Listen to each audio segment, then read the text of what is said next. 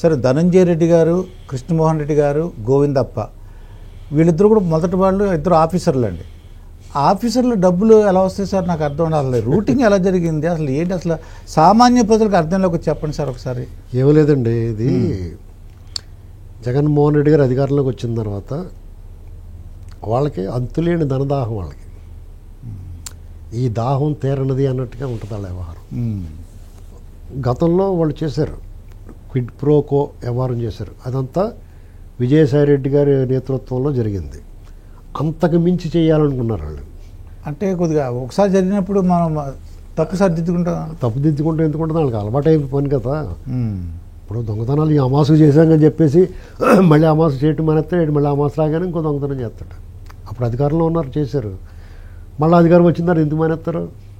కాబట్టి ఈసారి ఈ గోవిందప్ప, బాలాజీ గోవిందప్ప దొరికాడు మంచి మిఠాయి పొట్టంలాగా. అంటే వీళ్ళు ఎప్పుడు కూడా అప్పుడు ఒక మంచి ఆడిటరు, ఇప్పుడు ఇంకొక ఆడిటరు. విజయసాయిరెడ్డి అతను పీల్చేసారు మొత్తం, అతని బుర్రలో గుజ్జంతా లాగేసి అతని ద్వారా చేయగలిగి చేశారు. తర్వాత 19లో ఎన్నికల్లో గెలిచే వరకు అతను ఉంచుకున్నారు. అతను అన్ని సర్వం సహా అన్నీ తనే చూశాడు. ఒక రకంగా జగన్మోహన్ రెడ్డి సర్వ సైన్యాధ్యక్షుడిగా పనిచేసి అతను గెలిపించి కూర్చోబెట్టాడు. తర్వాత ఒక 4-5 నెలలకి నువ్వు పక్క పని చేసుకో బాబు, నువ్వు మూలకెలా పని చేసుకోమని చెప్పారు. దానికి అతను చాలా వాపోయాడు. జగన్ మనసులో స్థానం కోల్పోయాను, అదేదో అతను బాధ అతను పడ్డాడు. రకరకాల ఆదాయ మార్గాలు ఉంటాయి ప్రభుత్వాలకి. ఒక అధికారంలోకి వచ్చిన తర్వాత పార్టీలకు కానీ నాయకులకు కానీ ఏదైనా కమిషన్లు, కాంట్రాక్టులు, వర్క్లు, పెద్ద పెద్ద ప్రాజెక్టులు ఉంటే అందులో ఏదో కమిషన్ దొరకడం, కమిషన్ తీసుకోవడం ఇప్పటి వరకు జరుగుతుంది ఈ దేశంలో. అవినీతి లేదు, అందరూ శుద్ధపోసలు అని చెప్పం. కొంచెం ఎక్కువ తక్కువ ఉంటుంది తప్ప కొంచెం కమిషన్ తీసుకోవడం ఇలాంటి దాంట్లో కొంచెం భారీ ఎత్తున మొదలెట్టింది రాజశేఖర రెడ్డి గారు. జలయజ్ఞం పేరుతోటి ఇక మొబిలైజేషన్ అడ్వాన్సులు పొలం పట్టుకుని ఇచ్చేంటి వాళ్ళకి అన్నట్టు ఇచ్చేసి డబ్బులన్నీ. అలాగా దాని తర్వాత అది మొదలైంది. ఇప్పుడు వీళ్ళకి ఈసారి ఏం చేస్తే బాగుంటుంది, ఎక్కువ ఆదాయ వనరు ఏముంది ఆంధ్రప్రదేశ్లో, వాళ్ళు రాగానే చూసుకున్నారు. ఇసుక ఒకటి కనపడింది, మద్యం ఒకటి కనపడింది. అంటే ఎక్కువ శ్రమ లేకుండా లాగచ్చు. మిగతా అంటే ఇప్పుడు పెద్ద కాంట్రాక్ట్ అనుకోండి, దాని లెక్కలు చెప్పాలి, అది చేయాలి, అది ఇది బుడంత కమిషన్ అది వచ్చినా అది ఎప్పటికన్నా బొమ్మ తేడప్పుడు ప్రాజెక్ట్ కట్టే సరిగ్గా పడిపోయింది అనుకో మళ్ళీ ఇల్లు పట్టుకుంటారు. దానికన్నా సులువైన మార్గం, ఎక్కువ డబ్బు వచ్చేది ఏముందంటే తక్కువ శ్రమతో ఎక్కువ డబ్బు వచ్చేది ఏముందని చూసుకుంటే ప్రధానంగా వైన్స్, మైన్స్లో కొత్త ఇసుక కూడా ఈ గొన్నులతో వేసుకోవడం, ఈ ఇసుక మిఠాయి పొట్టంలాగా కోటిపిల్లి తీర్థంలో ఖర్జూరం జీళ్ల పొట్టంలా దొరికింది వాళ్ళకి. ఏంటంటే వెంటనే మద్యం, ఇసుక పాలసీ మార్చేసాడు, చూసాం కదా. ఇప్పుడు మద్యం పాలసీలో వీళ్ళు ఎలా గింజుకున్నా పాత మద్యం పాలసీ ఉంటే వీళ్ళు కమిషనే దొరుకుతుంది తప్ప బిస్కెట్లో పొట్టలో దొరకదు, బిస్కెట్ మాత్రమే దొరుకుద్ది. వాళ్ళు బాగా చాలా తెలివైన పని వీళ్ళది, చాలా ఇంటెలిజెంట్ వీళ్ళు. ఎందుకంటే ఈ ముందు మద్యపాన నిషేధం అనేటువంటి దాన్ని అలా తెర మీద తీసుకొచ్చి మద్యపాన నిషేధం చేయాలి అంటే అప్పటి వరకు ఉన్న పాలసీని మార్చేశారు. షాపులు గీపులు అంటే రద్దు చేసి పాడేసిన తర్వాత ప్రభుత్వమే నిర్వహిస్తుంది అని చెప్పారు. ప్రభుత్వమే నిర్వహిస్తుందని అంటే స్టెప్ బై స్టెప్ అనమాట. అక్కడ ప్రభుత్వం నిర్వహించాలంటే మరి అన్నీ కూడా ఉండాలి కదా కుర్రాడు, అవన్నీ కూడా ప్రభుత్వమే ఎంప్లాయ్మెంట్ ఇచ్చి ప్రభుత్వ దుకాణాలు తయారు చేస్తారు. ఇక ఆక్షన్లో సిండికేట్లు ఏమి ఉండవు, ఇంకా అంత ప్రభుత్వమే ఉంటుంది. అప్పటి వరకు మరి ఏ బ్రాండ్లు ఉన్నాయి అవి తీసుకొచ్చి అమ్మటం మొదలు పెడతారు. మరి ఆ బ్రాండ్లు అమ్మితే ఆ డబ్బులు వాళ్ళకి పోతాయి కదా, మనకేటి లాభం. ఆ బ్రాండ్లు అమ్మితే మళ్ళీ దాని అసలు ఖరీదు బ్రాండ్లకు పోద్ది, అది మీద ఉన్న లాభం ఏమంటే ప్రభుత్వం తీసుకోవాలి, ట్యాక్స్ వస్తుంది ప్రభుత్వం, మనకేటి ఇందులో అనుకున్నారు వాళ్ళు. సరే అయితే ఆ బ్రాండ్లకు డబ్బులు ఇవ్వకపోతే వాళ్ళు ఊరుకోరు, బ్రాండ్లో వెళ్ళగొట్టాలి, వాళ్ళు ఇక్కడ మనమే అమ్మాలనుకున్నారు. బ్రాండ్లో వెళ్ళగొట్టాలంటే వాళ్ళు వెళ్ళిపోమంటే వెళ్ళిపోరు కదా, వాళ్ళ చేత సరుకు అంతా ఏం చేసుకుని డబ్బులు ఇస్తామనేసారు. ఆడే అన్నాళ్ళు చూస్తాడు, ఏ సప్లై చేస్తున్నాడు, వేయించుకుంటున్నారు, డబ్బులు అడిగితే ఇవ్వట్లేదు. ఇప్పుడు కిరాణా దగ్గర మనం పెట్టారు, ఇస్తే ఇస్తాడు, అవును, డబ్బులు ఇవ్వకపోతే లేదంటే డబ్బులు ఇచ్చిన తర్వాత తీసుకెళ్ళండి సరుకు అంటాడో, లేదంటే ఇస్తామనేస్తాడు, మేము ఎవరన్నా అంటాడు. అది మనం ప్రైవేట్ కాబట్టి మనం గట్టిగా ఎవరంటే ఎందుకు ఎవరన్నా అంతటికి వస్తాడు. ఇక్కడ ప్రభుత్వాన్ని ఏం చేయగలుగుతారు వాళ్ళు, ఏదో వాళ్ళకు ఉండే మార్గాల్లో వెళ్తారు, కానీ అది అంత ఈజీగా ఉండదు. ఇచ్చి వెళ్తా గోవాలి మనకి ఎందుకని చెప్పేసి వాళ్ళు సప్లై చేయటం మానేశారు. వాళ్ళకి కావాల్సింది అదే, వాళ్ళు దూరంగా పోవటం. మరి అప్పుడు మరి సరుకు కావాలి కదా, అప్పుడు డిస్టిలరీస్ అవి ఉంటాయి కదా, ఏ పార్టీ అన్ని పార్టీల వాళ్ళకి ఉంటాయి. ఆ వ్యాపారం వీళ్ళు హ్యాండ్ ఓవర్ చేసుకుని అందులో తయారు చేయటం మొదలుపెట్టారు. వీళ్ళు సొంతంగా తయారు చేసి అది నాసి రకమా మేలు రకమా ఏది అనవసరం వాళ్ళకి. వీళ్ళు తయారు చేసి ఇది ఎప్పుడు మేలు రకం ఉండదు. మేలు రకం అమ్ముదో మధ్య అనుకున్నవాడు వాళ్ళకి ఆ కెపాసిటీ ఉండదు, వాళ్ళకి ఆ స్థాయి ఉండదు, ఆ విజ్ఞానం ఉండదు, ఆ టెక్నాలజీ ఉండదు. కాబట్టి అయ్యే అమ్ముదురు. ప్రజలకి నాణ్యమైన మద్యం అమ్మాలనుకున్నప్పుడు బ్రాండ్లే అమ్ముదురు వాళ్ళు. ప్రజలు ఎలా పోతే మాకెందుకు, వాళ్ళ ఆరోగ్యం ఎలా పోతే మాకెందుకు, మా సంబంధం లేదు.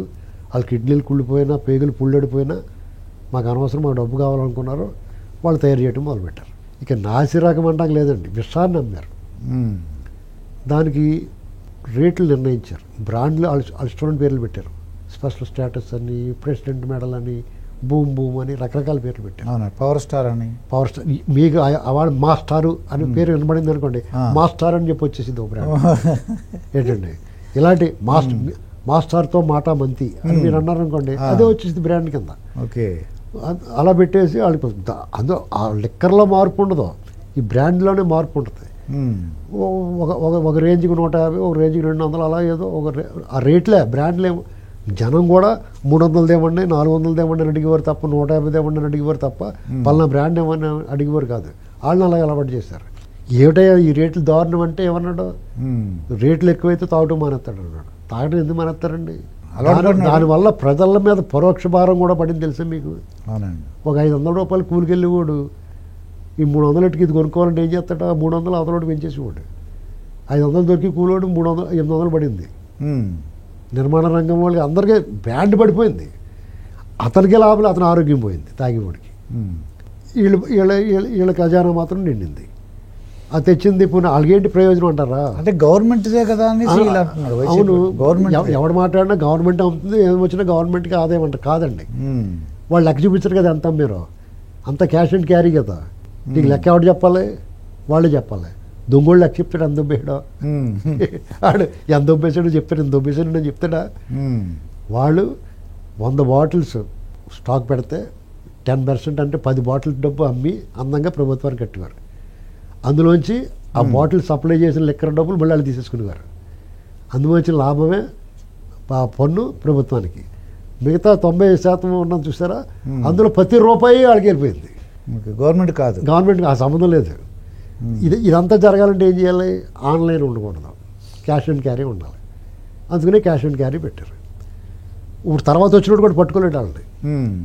వీళ్ళకి ఎంత లేట్ అయిపోవడం కారణం, సమస్య అయిపోవడం కారణం ఏంటంటే, మీకు ఎవడు చెప్తాడు లెక్క, ఎవడు రాస్తే కదా చెప్తానికి. అదే అక్కడ ఏదైనా ఒక లెక్క పత్రం ఉంటే కదా, అక్కడ ఏదైనా ఉందనుకోండి ఫైలు, దాన్ని పట్టుకుంటే చెప్తాడు ఎవడ. అది ఏముండదు, అమ్మినట్టు జల్లి పెట్టించుకుని సంతలతో కూరగాయల దుకాణం లాగా మొత్తం అంతా ఆ కాపలా కాసుకునేవారు, పట్టుకుపోయేవారు అంతే. ఇప్పుడు వీళ్ళకి ఎలా తెలిసిందంటారు, అక్కడ స్కామ్ జరుగుతుంది, దోపిడీ జరుగుతుంది, కొల్ల కొట్టేస్తాడని అందరికీ తెలుసు. వాళ్ళకి తెలుసు, ప్రజలకి తెలుసు, ఇప్పుడున్న ప్రభుత్వంలో మొట్ట ప్రభుత్వంలో తెలుసు. కానీ దీని ఒక నిర్ధారణ ఎలా చేయాలి, ఈ ప్రభుత్వం వచ్చిన తర్వాత ఒక కొన్నాళ్ళు అదే అమ్మారు.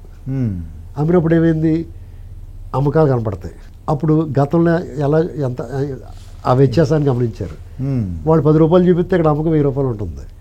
అమ్మ బాబు ఎంత దొబ్బేహారు బాబుల్ని అర్థమైంది. అంటే నిర్ధారణకు వచ్చారు, చాలా పెద్ద స్కామ్ జరిగింది అక్కడ, ఎంత డబ్బు కొల్లగొట్టేయారు అనేటువంటిది ఒక నిర్ధారణకు వచ్చారు, ఒక రుజువైంది. మరి దాన్ని ఎలా నిరూపించాలి, ఏ నేరస్తుడైనా వచ్చిన తప్పు చేస్తాడు. వాళ్ళు చాలా పకడ్బందీగా చేశారు, ఎక్కడ ఎవరికి దొరకకుండానే. మహా మేధావులు బాలాజీ గోవిందప్ప, రాజకేశ్ రెడ్డి, ధనంజయ రెడ్డి, వైఎస్టీ కృష్ణమోహన్ రెడ్డి, వీళ్ళు ఎలాంటి మహామహులు కదా వీళ్ళందరూ, మిథున్ రెడ్డి, వీళ్ళందరూ. జగన్ మాత్రం ఇటువంటి టీము దొంగల్లో ఇలాంటి పెద్ద మంచి ముదురులను పెట్టుకుంటాడు. మీరు ఏం పిలుమగలేస్తే కనిపెట్టలేరు. కానీ వాళ్ళు చేసిన ఒక క్లూ వదులుతాడు నేరస్తుడు, ఎప్పుడు కూడా చిన్న క్లూ దొరుకుతాడు. బాటిల్స్ ఉంటాయి కదా, వీళ్ళు మరి ఉత్తనే ఇలా పోయారు కదా చేతిలో, బాటిల్స్లో నమ్మాలి కదా. ఆ bottles indent, okay, bottle indent పెడతారు కదా, 1,00,000 బాటిల్స్ కావాలి లేకపోతే 6 లక్షల బాటిల్స్ కావాలని పెడతారు కదా. అది ఎవడో ఒకటి సప్లై చేసేవాడు.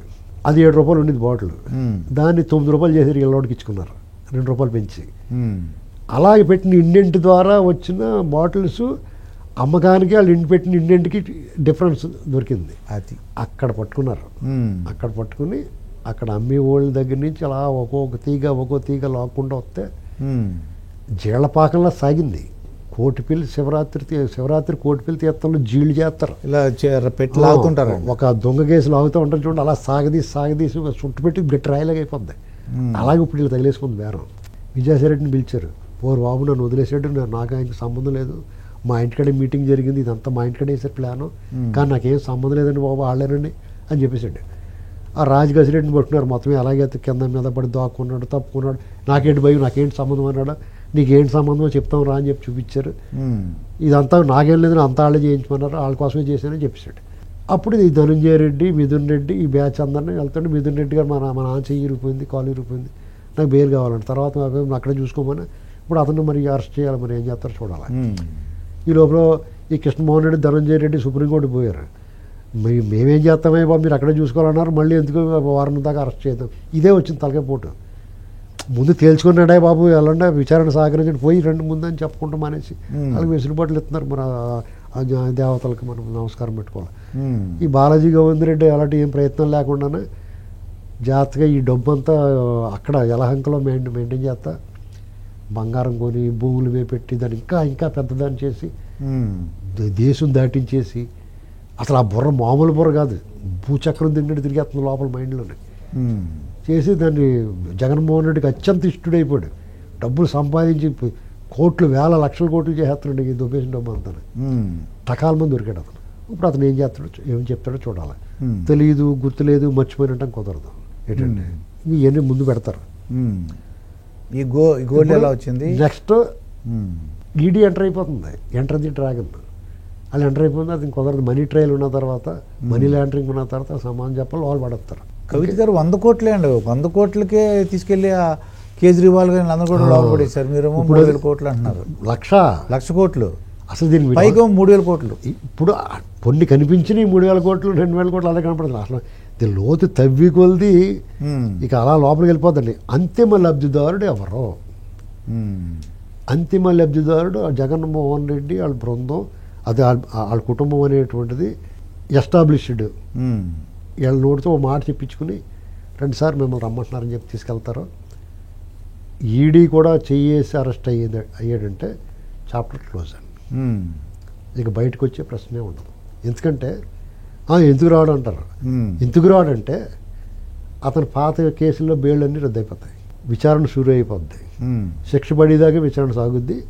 ఆల్రెడీ గాలి జనార్దన్ రెడ్డి శిక్ష పడింది, ఇతను కూడా శిక్ష పడిపోద్ది. ఈ లోపల ఈ మద్యం కేసు విచారణ జరుగుతూ ఉంటుంది. పీటీ వారెంట్ల మీద ఇసుకలోను అరాచకంలోను ఆఖరికి సర్వే రాళ్ళ మీద ఫోటో వేసుకున్న దాని మీద కూడా కేసులకు వెళ్ళిపోతాడు.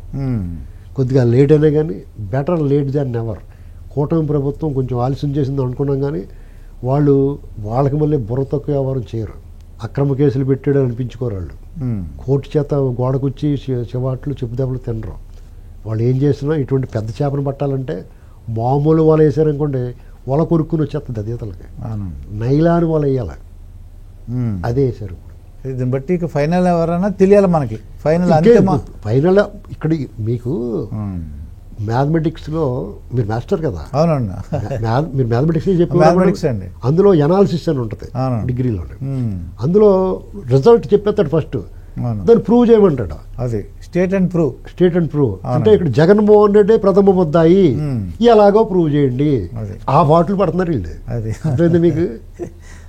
అది కానీ నేను మ్యాథమెటిక్స్ స్టూడెంట్ అండి. అది బాధ ఏంటంటే ఆఫీసర్లు చేశారన్న బాధ ప్రజలు కొద్దిగా అనుకునేది ఏంటంటే, ధనంజయ రెడ్డి గారు, అది ఓడి కృష్ణమోహన్ రెడ్డి అందరూ ఆఫీసర్లు అండి, పొలిటీషియన్స్ కాదు. అది కొద్దిగా విచిత్రమైన విషయం. మీకు జగన్మోహన్ రెడ్డి దగ్గరికి వెళ్తే వాడు ఆఫీసరా, లేకపోతే చిన్న ఉద్యోగ, లేకపోతే రాజకీయ నాయకుడా, లేకపోతే రోడ్డును పోయేవాడా, ఏమి సంబంధం ఉండదండి. అందరూ ఒకే తాను ముక్కల కింద ఉంటారు. మాకందరికీ దొంగతనం ఇష్టము, మేము దొంగతనం చేయకపోతే బతికుండలేము, అవినీతి అరాచకం మాకు మా ప్రాణము అని చెప్పి ప్రదర్శన చేస్తారు వాళ్ళు. సీతారామాంజనేయులు ఎలాంటి ఆఫీసర్ అండి. సునీల్ కుమార్ గారు ఎలాంటి ఆఫీసర్ అండి. జవహర్ రెడ్డి ఎలాంటి ఆఫీసర్ అండి. అవునండి. వీళ్ళందరూ ఏం చేశారు? కాంతిరన్న టాటా. వీళ్ళందరూ కూడా యువ ఆఫీసర్లు, ఉమ్, యువ అధికారులందరూ కూడా వాళ్ళు భవిష్యత్తు పాడు చేసుకోవాలి. మీకు అతను సజ్జన సాంగత్యము దుష్టజన సాంగత్యం అంటారు. అందుకనే ఉమ్, మీ సాంగత్యం, మీ స్నేహం, మీరు ఎవరి జతలో ఉన్నారు, ఎవరి మార్గంలో నడుస్తున్నారు, ఇది చాలా ముఖ్యమండి. అదే. మీరు జగన్మోహన్ రెడ్డి వాళ్ళ నాన్న రాజశేఖర రెడ్డి లైన్లో నడిచిన వాళ్ళందరూ కూడా వాళ్ళ నాన్న హయాంలో ఐఏఎస్లు జైలు పోయారు. ఉమ్, నేనేనా తక్కువ తిన్నానా, నేను ఐపీఎస్లు కూడా పంపిస్తానని. అది. ఇప్పుడు ఐఏఎస్లో ఐపీఎస్లో శాకాహారము ఉంది, మాంసాహారము ఉంది అంటారు కదా హోటల్లో. అవునవును. అలాగనమాట, ఇద్దరిని పంపిస్తారు. ఇద్దరిని పంపించాడు. అది